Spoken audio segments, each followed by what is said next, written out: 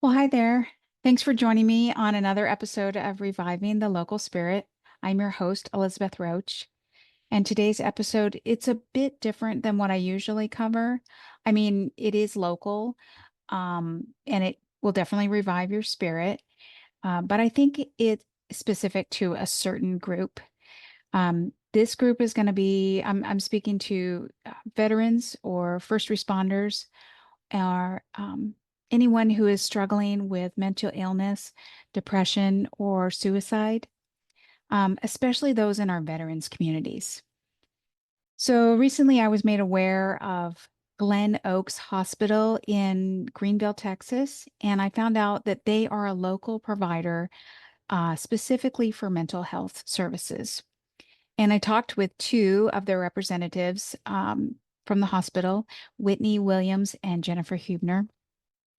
I found out that the hospital has both outpatient and inpatient services, and they make it easy for patients to get the help that they need, which I think is key.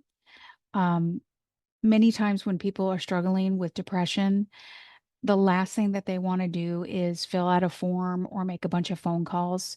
So it's really important to make it as easy for them to access the help that they need, as make it as easy as possible.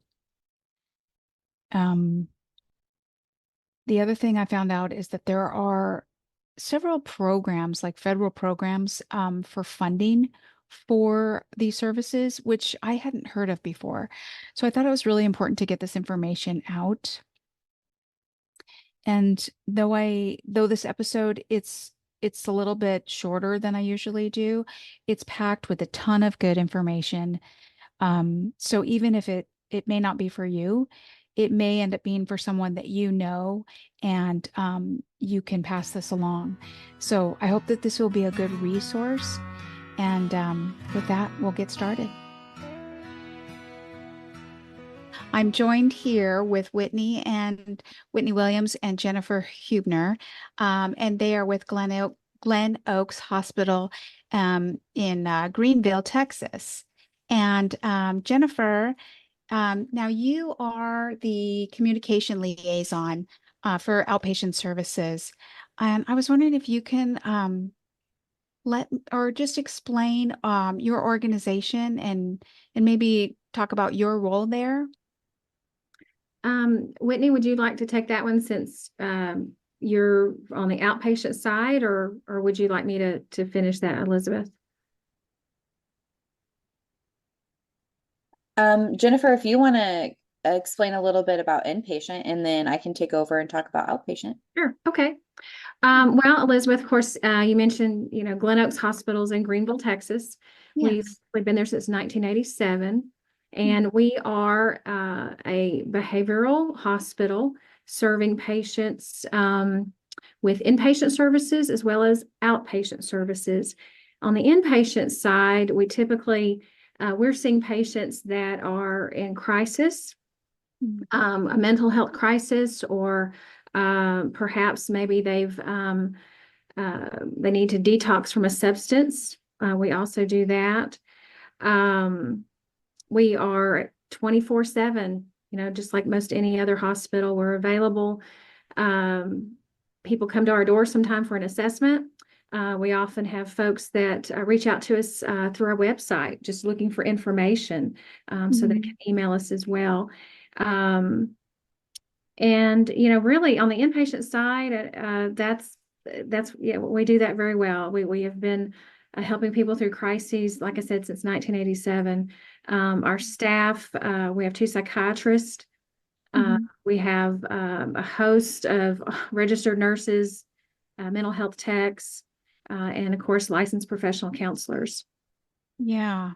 Now, I think for Whitney had mentioned that this was, a lot of times you reach out to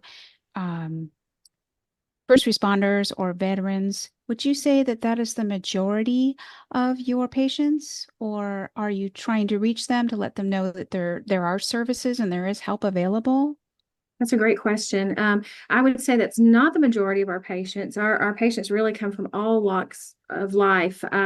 However, in the last couple of years, we've really increased our awareness and as well as our focus being more trauma focused. A couple of reasons that happened. As you're probably aware, the Compact Act came along not quite 2 years ago, and the Compact Act allows a veteran who is in crisis, regardless of what veteran benefit they carry, they can go anywhere for help. And what a better place than a hospital that deals in mental health issues if they're having that kind of crisis.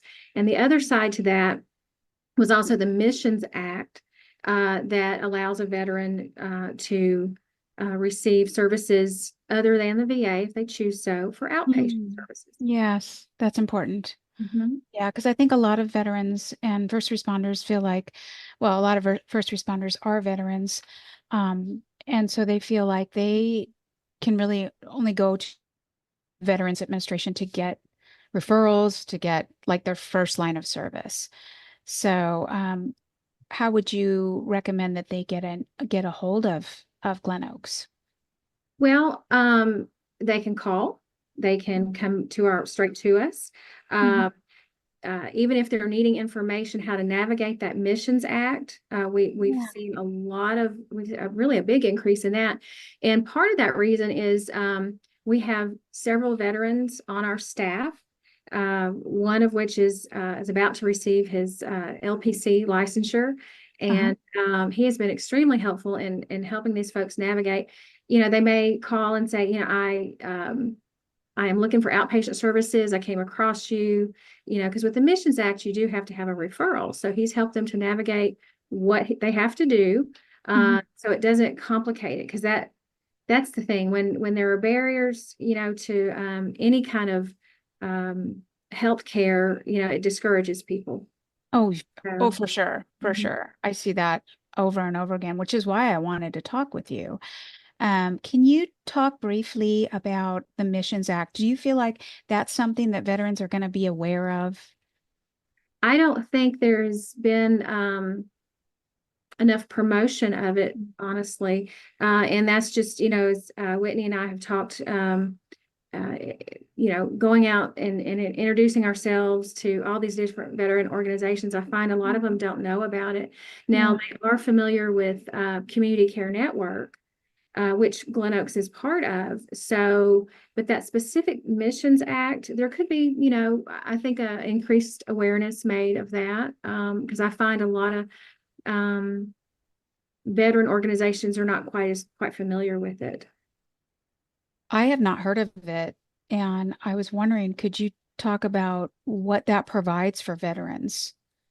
The Missions Act basically, I guess, sort of, there was another, before Community Care Network, I can kind of think what it was called. Missions Act sort of took place of that, and I apologize, I can't think of the name of what it was prior, but it basically, as long as a veteran is honorably discharged, and I think there's a few stipulations, like how far they are from a VA facility or place, or if the same thing, I think if they can't get that similar service within a certain time frame, that also qualifies them.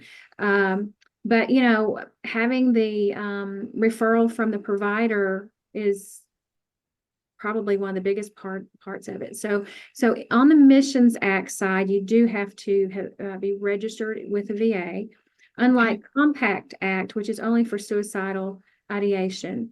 Compact Act is for crisis, your harm to self or harm to others, and they can go anywhere, regardless of whether or not they're carrying a TRICARE benefit or just their, if they just have their straight VA benefit. Doesn't matter. So that's kind of, and again, they serve two different purposes, but both allow for aftercare as well. And I think a lot of people don't realize that on the Compact Act, once the crisis is stabilized, that they have aftercare benefits as well. I think it's like up to close to 100 days, something like that. So they could be in your care for up to 100 days Could if be. they needed Mhm. to. If they needed it or wanted it. Yeah, yeah. Okay. That's really helpful. Um, let's see. And so, Whitney, could you just speak to maybe like what's the first thing or what role do you play? Are you kind of their first contact? So, being a community liaison for Mm. outpatient, my job is to get the information available to them of what their options are. So, I am not usually the first person that they would interact with, but it's my job to educate the offices, the providers, and places in the community with that information. So when they do get to the point where they decide, I'm ready to get some additional assistance, they can ask their providers about, what options are available.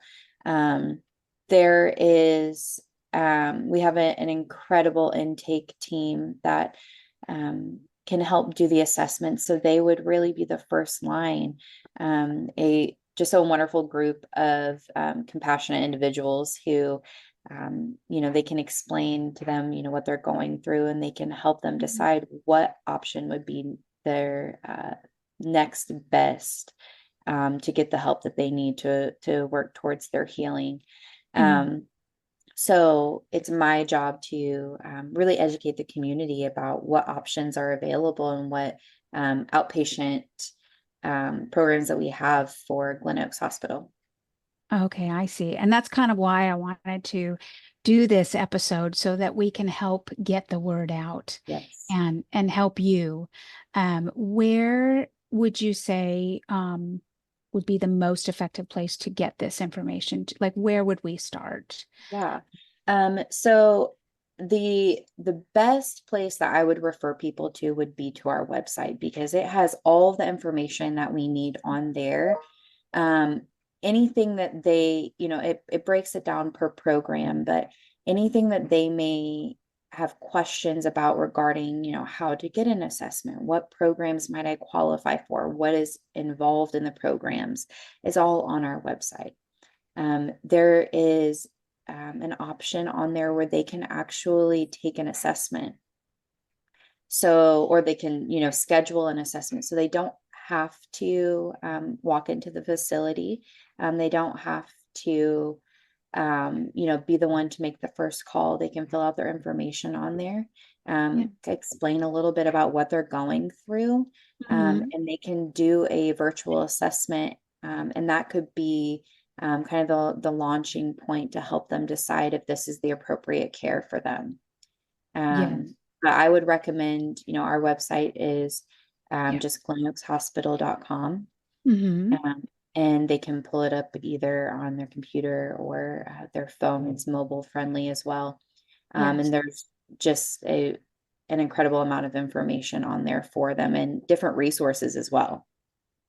Great. I'm gonna include that in the show notes and just to get people started and make it as easy as possible. You know, I remember talking with you, Whitney, earlier about when someone is suicidal or they are so depressed, maybe they're just can't even really get out of bed, they can't function. Um, to get through the day is hard enough. And when they have all these hurdles to jump through just to get help, you mentioned that um, your facility will even do things like come and pick people up for their appointments. And y'all still do that, right? You've got services for that? Yes. Yeah.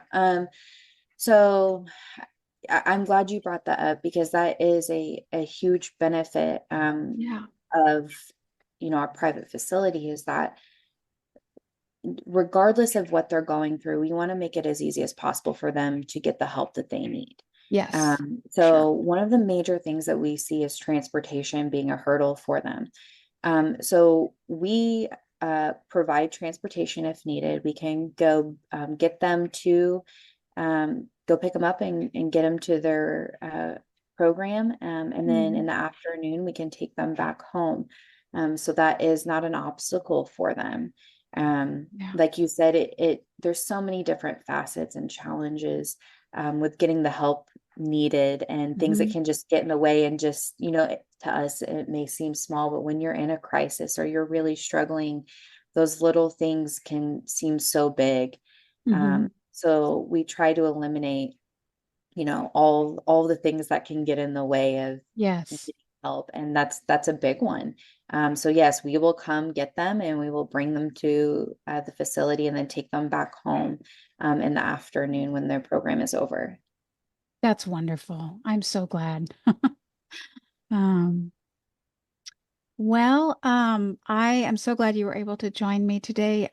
Is there anything else that you want to share, either Jennifer or Whitney, about Glen Oaks or the services that you provide? I will probably, work to get this information out as soon as possible. But I want to just know if there's anything else that I can be doing to help promote this.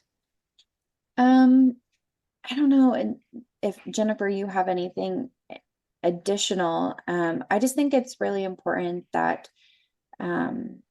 we do share information like this because there is still, a stigma around getting help. Yeah. But there are so many incredible individuals that have been through similar situations. On our website, they can watch videos of previous patients and just explaining their experience at the hospital. It's different than it used to be. We try to make sure all of our staff is treating each person with individualized care as a family or a friend.